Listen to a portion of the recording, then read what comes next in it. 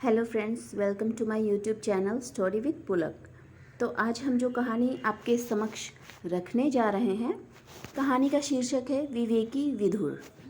Vidur basically हमारे देश में जिसकी पत्नी नर है उसे विदुर कहा जाता है, लेकिन यहाँ पे इस आदमी का, इस व्यक्ति का नाम ही विदुर है और वो बहुत ही समझदार है, इसलिए कहानी का शीर्षक है विवेकी विदुर।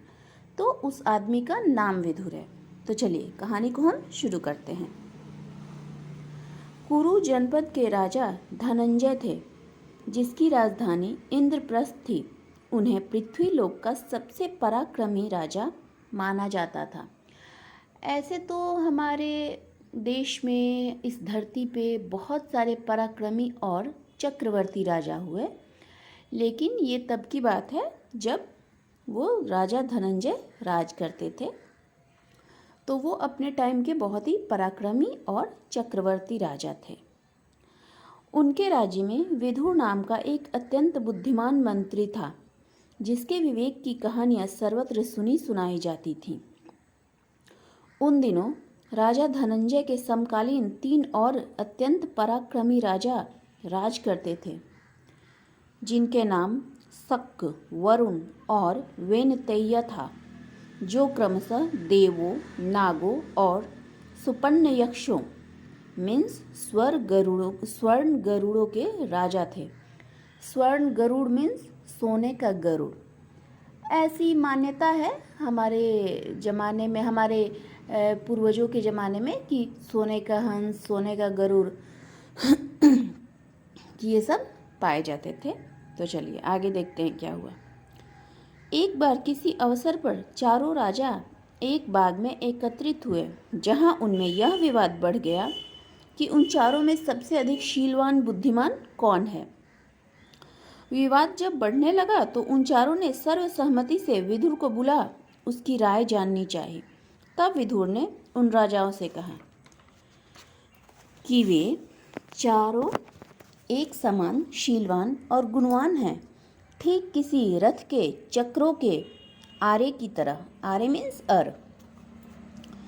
विदुर के राय से चारों ही राजा अत्यंत प्रसन्न हुए और उसे अनेक पुरस्कार दिए। उस रात जब नागराज वरुण अपने शयन कक्ष में आराम कर रहे थे, तो उसकी रानी ने उनके गले का हार को लुप्त पाया।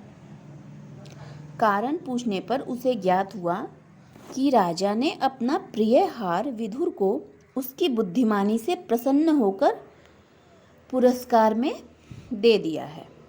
तो उसने राजा से विदुर का हृदय भेंट में मांगा और जिद पूरी न होते देख मूर्छित होने का स्वांग रचा। मतलब कि बेहोश होने का नाटक किया। एक दिन सुपर्ण यक्षों का सेनापति पुन्नकराज नागलोक के ऊपर से उड़ता हुआ जा रहा था। तभी उसकी दृष्टि नाग राजकुमारी इंद्रदती पर पड़ी, जो एक सुंदर झूले में गाती झूलती दिखी। राजकुमारी की अपूर्व सुंदरता को देख पुन्नकराज तत्काल नीचे उतर आया और राजकुमारी से उसी क्षण विवाह का प्रस्ताव किया।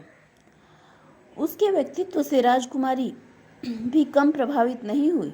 उसने उसी क्षण उसका प्रस्ताव स्वीकार कर लिया।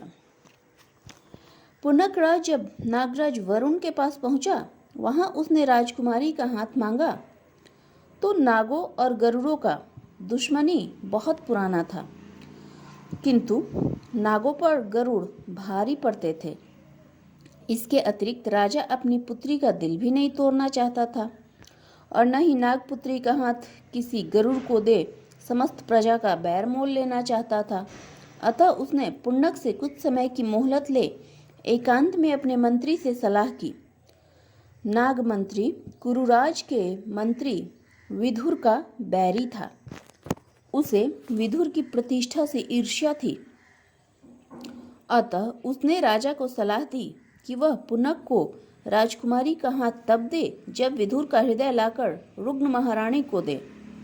इस युक्ति से रानी भी स्वस्थ हो जाएंगी और स्वस्थ रानी को देख प्रजा भी खुश।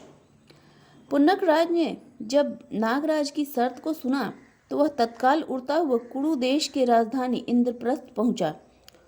वह कुरुराज धनंजय की कमजोरी जानता था। वह जानता था कि कुरुराज एक महान जुआरी था, अतः वह राजा धनंजय के पास पहुंचा और उसे जुए के लिए ललकारा। दांव पर अपने उड़ने वाले घोड़े तथा अपने उस रत्न को रखा जिससे विश्व की समस्त वस्तुएं दिख सकती थी।